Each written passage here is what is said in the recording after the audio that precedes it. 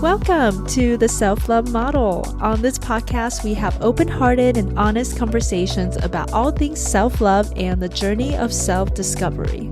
This podcast is for those on an everlasting journey of their own evolution, and most importantly, a safe space for us to heal together. I'm your host, Sid, and welcome to your self-love session. Hello, angelic baddies. Welcome back to your weekly self-love session with your girl, Sid. And today we are back to our regular programming. We're back to talking about our 5 models of self-love. So far in this season, we've covered the self-awareness, which is really knowing yourself and holding yourself accountable. And then we talked about self-compassion.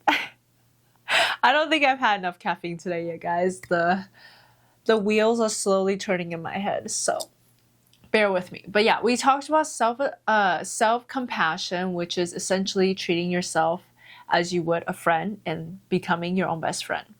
And then the last one that we covered was self-trust, which we've been talking a lot about these past couple of episodes because self-trust is the secret and the foundation to building real confidence. And now on this week's episode, we are going to be diving into model number 4 of the self-love model, which is, drumroll please, self-acceptance. So this is the second to last model of self-love. And I feel like before we can really move forward on this journey, we must first accept, because we cannot move forward without feeling our feelings and knowing who we are and accepting all of ourselves. The good, the bad, the flaws, the imperfections, all of those things make up who we are. So today we're going to be talking about how we can begin this journey of self-acceptance. And of course, I always like to start these educational episodes off with the definition of what self-acceptance is. And before I dive into what I found on Google, I wanted to share what my first thoughts were when it came to self-acceptance. As I was preparing for this episode, I sat with myself and I really thought about, okay, what is self-acceptance? And what came to mind for me is actually one of the episodes that I did with Amanda. You guys all know Amanda. We all love her. And our very first episode together, it was last year, I want to say. Yeah, I believe it was last year. And I had Amanda on the podcast. It was her very first time on the podcast. And we did the whole self-love session thing where we did like a whole production. And a really big theme of hers was radical acceptance.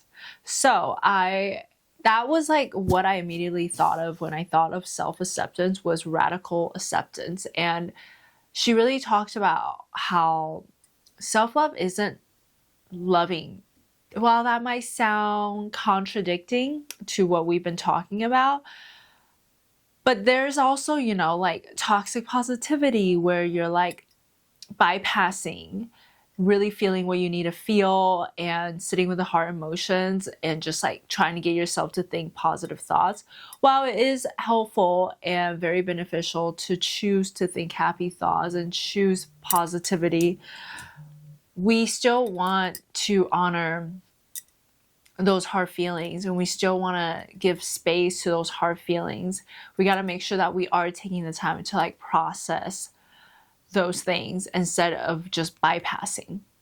And I feel like that's like self-acceptance, is that maybe like, let's be real, like we don't love everything about ourselves. There are things about ourselves that we feel like we could be better at, that we could improve.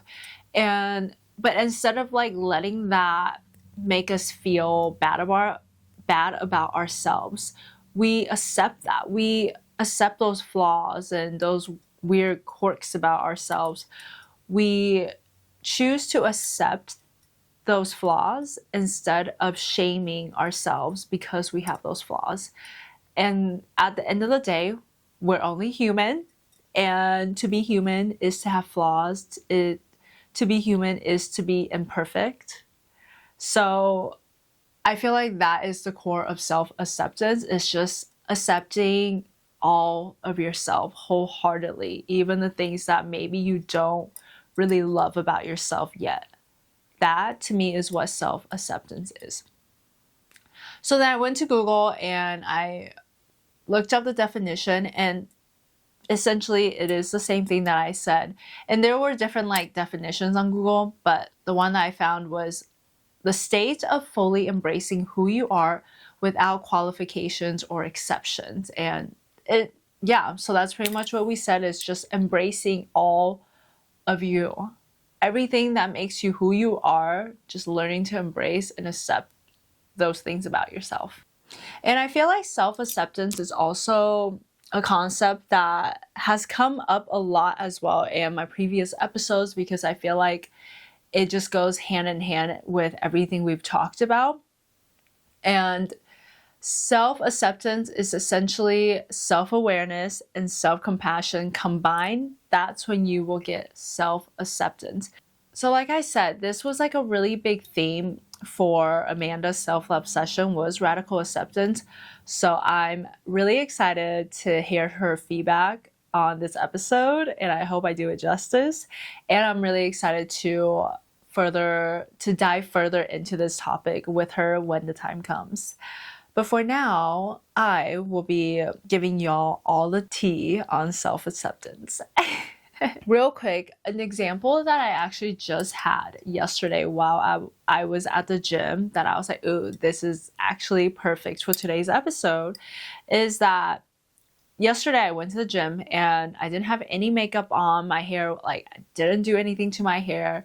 And I literally just threw on a quick gym fit. Like, I put zero effort into how I looked when I went to the gym yesterday. And that's like very unlike me, because normally I love going to the gym with a cute fit and just like feeling myself. Like, I have the best workouts when I am feeling good about how I look. And that's just me. And yesterday was not one of those days. I did not really feel like doing my makeup. I didn't feel like doing the whole get up, you know? So I just threw on a quick fit. I knew it was hot, so I just like put on sports bra shorts. They didn't even match, but whatever. And I went to the gym.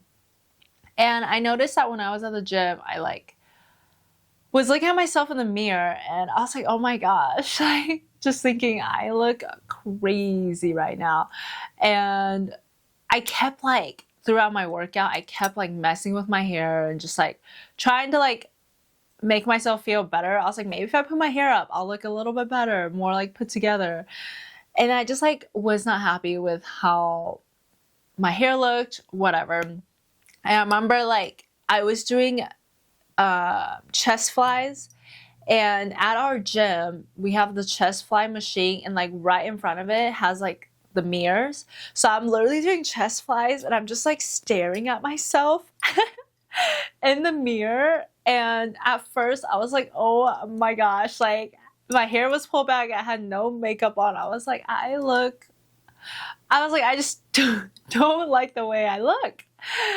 And then I like caught myself saying that. So then I just kept like staring at myself, and I was like, this is literally how I look. This is who I am. I can't change how I look. And I was like, I am beautiful. Like, I don't need to have my makeup and hair done to feel beautiful about myself. So then I like started to actively change those thoughts that were in my head, because I was like, dude, this is me. Like, why am I hating on myself? And I know that I am a beautiful person, and I know that beauty comes from the inside out. And so much of our like negative thoughts are not true about ourselves. And I feel like a lot of times we don't see ourselves clearly. Like we are so hard on ourselves when in reality, other people see us and they see someone completely different than the person that we're thinking in our head. So I just kind of had a quick little reality check. I feel like I was doing mirror work as I was like staring at myself doing pec flies. And I was like, no, like I am beautiful. Like it's fine. Everything is fine. So that was like my quick little moment that I had when it comes to self-acceptance. And I know that like this is something that Amanda has like talked about a lot too, is like sometimes with our bodies, like we might feel a certain way about it, but at the end of the day, it's just a body. And like my body, maybe I don't like how big my thighs are. That was definitely a really big insecurity that I had growing up. I remember being a kid. This is when I still lived in Taiwan. So I was like maybe like 7 or 8. I don't know. But I know that I moved to America when I was 9. So I was definitely younger than 9. And I remember sitting on the toilet and looking at my thighs like on the toilet seat, and I was just like, dude, I was like, why are my thighs so big? I remember my aunt like walked into the bathroom and I looked at her and I asked her why my thighs were so big. I don't remember what she said, but I just have this memory of me sitting on the toilet as a kid looking at my thighs and asking her that question. And it's crazy how early our self-image of ourselves really start, and it's so sad to think about. But yeah, like my thighs and my like butt was always such an insecurity of mine growing up. And it's so funny because now that's like one of my favorite like features and attributes about myself is my glutes. Okay, and these strong ass legs. So anyway, with that being said, like sometimes we just have to look at ourselves and I'm like, I have a healthy body. I have legs. Like I get to walk my dogs every day, like and just get past like how it looks. Maybe we wish it was smaller. But it's like even if we like did lose the weight and we did magically have smaller legs, we're still not going to feel any better about ourselves because so much of that is all in our head. And like we have to fix what's like inside and underneath for us to really feel the difference. Because if we just decide to get plastic surgery, we just decide to lose a shit ton of weight so we can feel better about ourselves. Yeah, that might work like in that moment or like instantly, but we're always going to revert back to how we really feel deep down inside. So it's so important to do this work because this is how we can really create real change, is by digging deep and looking inside of ourselves and getting to understand ourselves and really learning to love and accept ourselves. Some misconceptions that people might have when it comes to self-acceptance is that by practicing self-acceptance is going to make you not work on yourself, or it's going to make you lazy and not motivated. And those are the same misconceptions that goes with having self-compassion as well. But I feel like it's the same thing that we talked in self-compassion. Like real change comes once you actually learn to accept yourself and treat yourself with love and make those changes out of love and wanting to be better for yourself instead of making those changes based on fear. Because it's through self-acceptance and self-compassion that we can make real changes. Yes, we can make changes without having both of those things, but those changes are not going to be long lasting. It's the same thing like I talked about how maybe we are going to lose a bunch of weight or we're going to get plastic surgery to make ourselves feel better and more confident. But at the end of the day, none of that is going to create real lasting change unless you change the thoughts that you constantly are repeating to yourself in your head.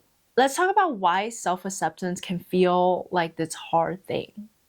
So self-acceptance can be hard if your parents or caregiver didn't give you that acceptance you needed as a child. A lot of us, our parents, they did the best of their abilities to raise us with the knowledge and what they were taught with.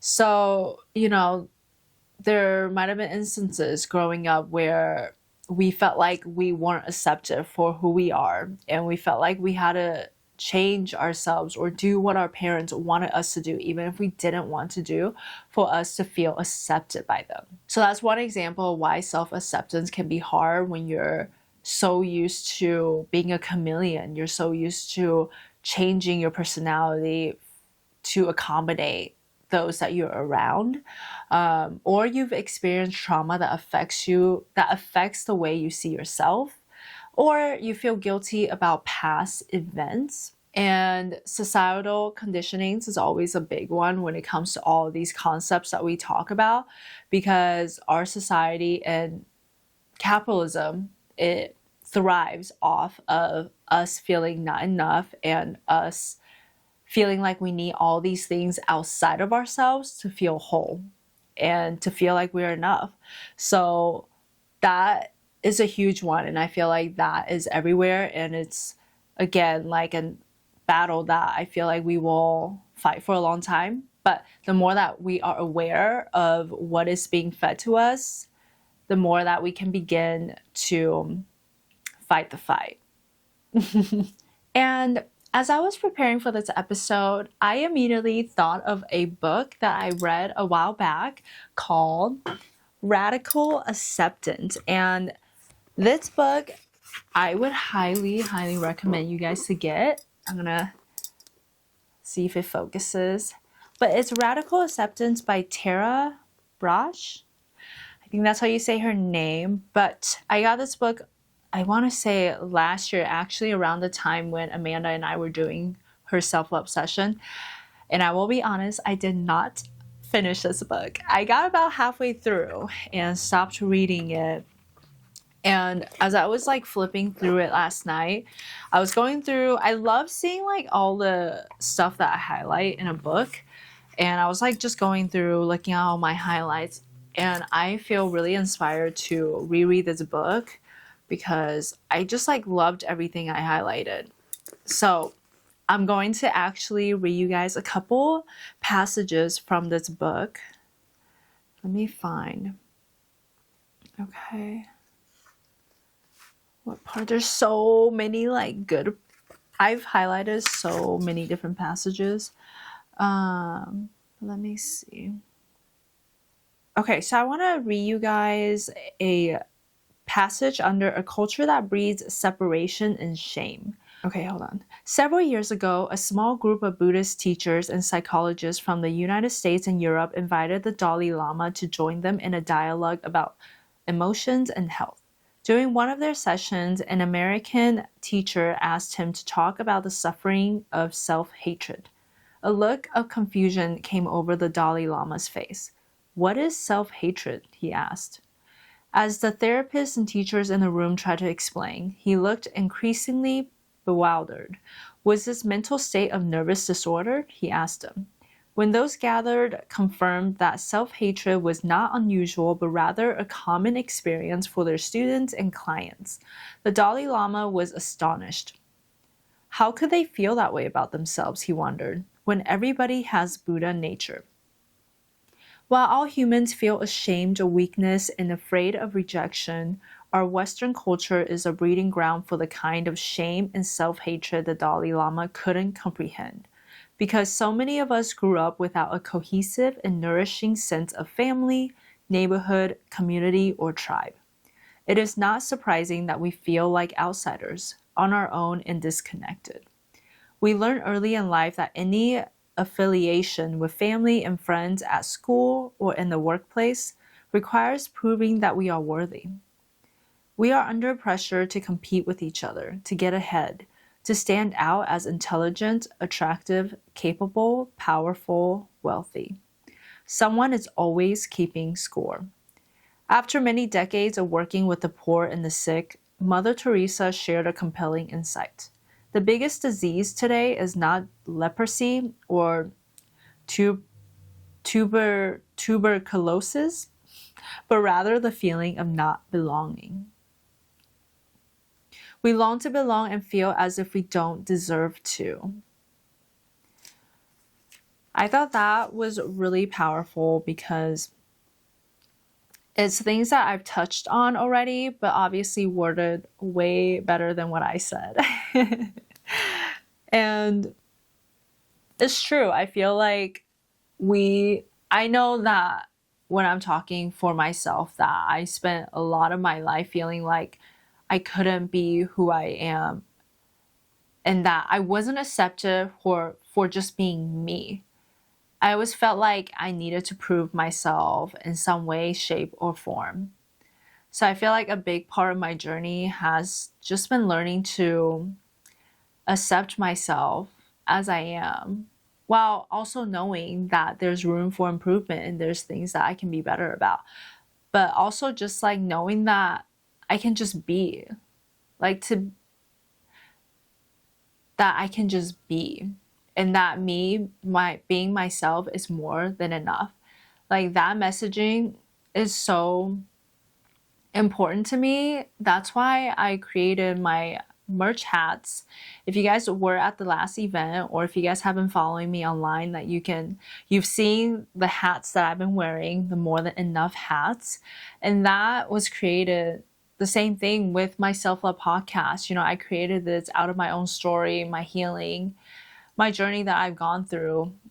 And that's the same thing with the hats. The reason why I created was because you are enough is a core belief that I've learned and I've been able to reframe. Instead of not feeling like I was not enough, my new belief is that I am more than enough, just as I am.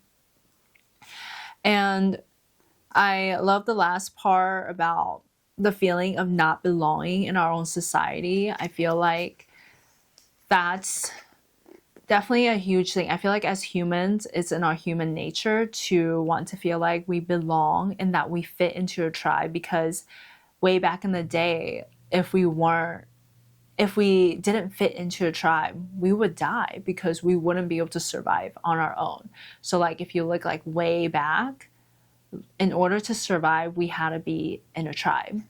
So that's why it is so human nature for us to want to fit in, to want to feel like we belong in a community. And I feel like that's why community is such a big core value of mine, because I feel like I just really grew up feeling like the black sheep and never really feeling like I belonged anywhere. So I feel like now that I'm older, everything I do really is for my younger self, is for that version of me that didn't feel like she fit in anywhere, that always felt like the outsider, that felt like the black sheep. I am creating a space for those that also feel that way, because I know the importance of community and to feel like we belong somewhere. So yeah, I really love that passage. And then there's a couple more that I really wanted to share. Let me see. Regarding what we see.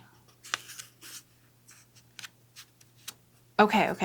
Yeah, actually, in the next page, it says, oh, okay. I actually really love this part. It says, the way out of our cage begins with accepting absolutely everything about ourselves in our lives, by embracing with wakefulness and care our moment-to-moment experience. By accepting absolutely everything, what I mean is that we are aware of what is happening within our body and mind in any given moment without trying to control or judge or pull away.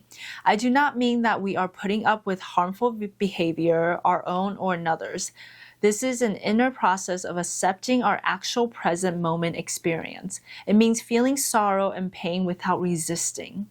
It means feeling desire or dislike for someone or something without judging ourselves for the feeling or being driven to act on it.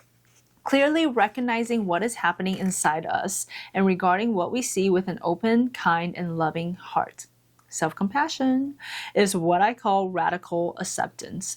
If we are holding back any part of our experience, if our heart shuts out any part of who we are and what we feel, we are fueling the fears and feelings of separation that sustain the trance of unworthiness. Radical acceptance directly dismantles the very foundations of this trance. Okay, there's like so many more that I want to share, but again, I would highly recommend this book if you guys feel called to deepen this practice in your journey. And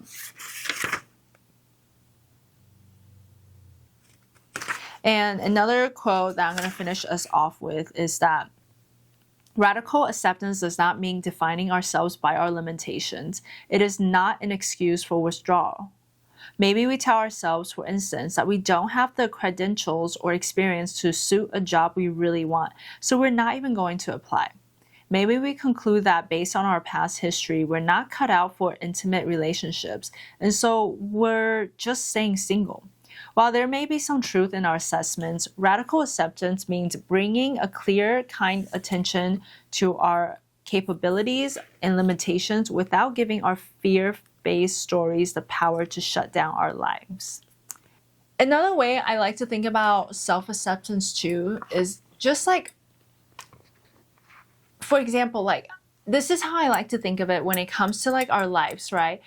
In order to manifest what we really want out of life and to receive the things that we want, we have to first accept where we are at in life. Like, I feel like the key part of being able to manifest our dream lives is first being grateful for what we have and accepting the situation that we currently are. Because if we are in denial of our current reality, if we can't even be happy with what we have right now, it is a signal to the universe that we are not ready for what it is that we want to receive in this lifetime.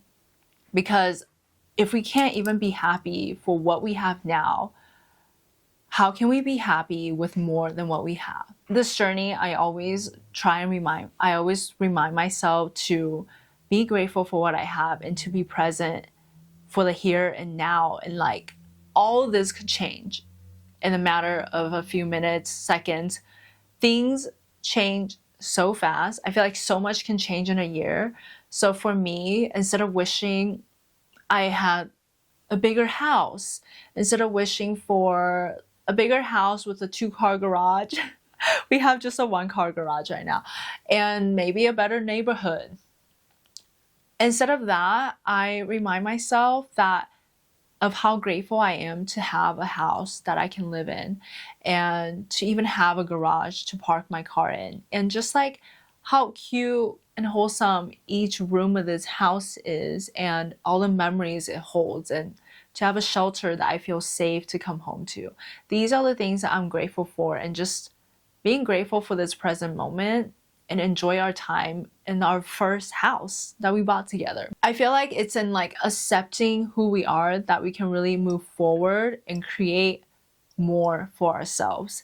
That's the energy that we want to create things from. Here are some practices that you guys can begin to implement to practice more self-acceptance in our lives. 1, talk to yourself as you would a friend. So this is where self-compassion goes in, because self-compassion and self-acceptance, as I've said in this episode, go hand in hand.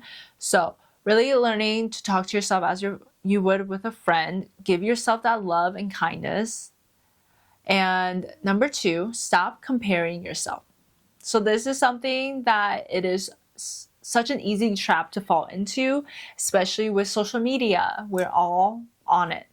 So it can be really easy to see everyone else's highlight reel and want to compare our lives to that. And in moments where I do start to find myself spiraling and getting deep into that comparison trap, that's when I know I need to step away and touch some grass.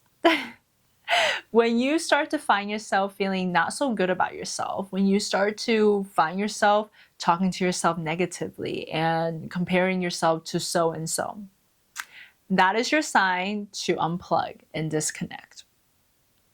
When that starts to happen to me, I try and really create that boundary to create space from me and my phone to get off social media and to go outside, be in nature, and just get some movement in and breathe and remind yourself that everything's gonna be okay and that none of that stuff matters, because then it's like you pull yourself out of that. Like when you get so in your head and those thoughts, that sometimes we just need to create space from that and to really just like be outside and like look around. And again, Amanda has talked about this. Really get in touch with your senses.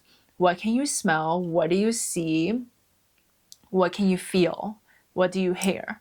So like really just like getting ourselves out of our head, because I feel like so many of us, we just get stuck in our head, to really just like be outside. And then there's just something about like being outside and being in nature and just seeing how beautiful the world around us is, like trees, the grass, the wind, like all of this that is around us. Seeing how like a tree moves when the wind is hitting the leaves, like little things like that, that really just remind me that, God, the universe, is all around us and supporting us on this journey. So number 2 is stop comparing yourself. And number 3 is practice self-forgiveness. It's so important to not let yourself stay stuck, because obviously we've all done things we're not proud of. We've all made mistakes, but if we keep holding on to that and let it make ourselves feel a type of way, we're not going to be able to move forward. So it's very important to practice self-forgiveness. Number 4 is separate facts from judgments. So instead of I'm a failure, state the facts. I made a mistake and I can do better next time. So instead of attaching your self-worth to whatever it is that you did, we're going to see it from a place of like facts and not like attaching ourselves to it. So a good example of this that I am currently practicing is, so I had my self-love event, the self-love experience, Move, Feel, Become, this past weekend, which was so fun. And thank you all for being a part of this beautiful experience if you were there. But now, after the event is over, obviously I am going through the whole event in my head and thinking of things that I could do better. That was like immediately where my head went first. And I think there's pros and cons to that. I feel like that makes me good at what I do because I genuinely care and I am constantly thinking about how I can make what I create even better, right? But then the con of that is that it takes it away from that feeling of accomplishment, and it just takes me out of like seeing it for what it is and being happy and proud of myself, So I just have to like find a good balance of that. But anyway, I'm bringing this up because right now I am going through the video footage that Chris got that day of me, like in all the moments that I was speaking to you, the audience, to the people at the event. And just like, I find that it's kind of hard for me to watch that right now. I'm like slowly watching them. And I'm finding it hard to watch it because I am actively judging myself. I am being critical. I'm like, oh my gosh. And I think it's because I know how nervous I was feeling in those moments. And I know that certain things did not go how I originally had planned because of my nerves the day of. And that's okay, right? And that's also another practice that we're going to end on, is by saying, and that's okay. And that's also something we talked about on our self-compassion episode, is just ending sentences with, and that's okay. I don't really like the way I look right now, and that's okay. It's not the end of the world. I didn't say what I really wanted to say in that moment, and that's okay. I forgot to do this one thing at the event, and that's okay.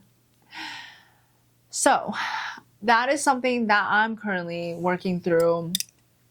Practice number 5 is using mindfulness and reflection. So this, I feel like we've also talked about with every self-love model, because this is so important. Like by practicing mindfulness and reflection. So mindfulness can be meditating. That's obviously the first one that I'm going to think of, because that's what I do on a daily basis.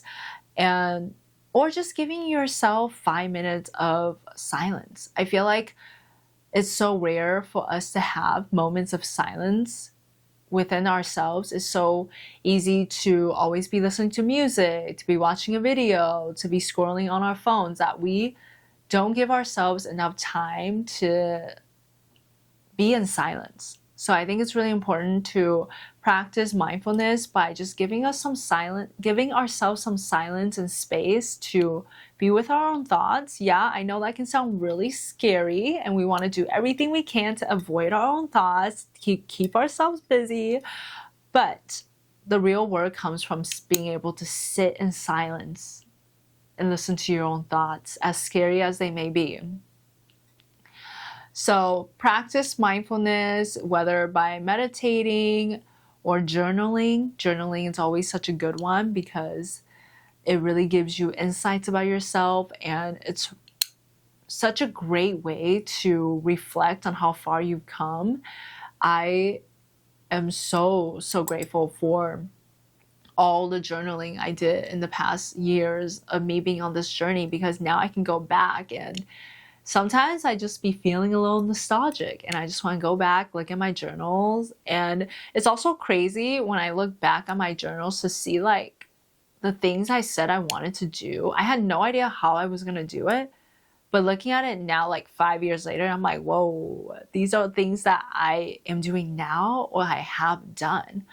So it's really cool. I'm like, wow, like even when I was first starting this journey of healing, of self-discovery, figuring out who Cindy was, deep down, I always had a sense of who I was. I always had a sense of what I wanted to do. Yeah, so I feel like we actually know ourselves so much better than we realize. And it takes like just sitting with yourself, writing, start like journaling, and you will begin to understand yourself better. And then last but not least on the practices is by saying 2 phrases. 1 is it's okay, and 2 is and that's okay.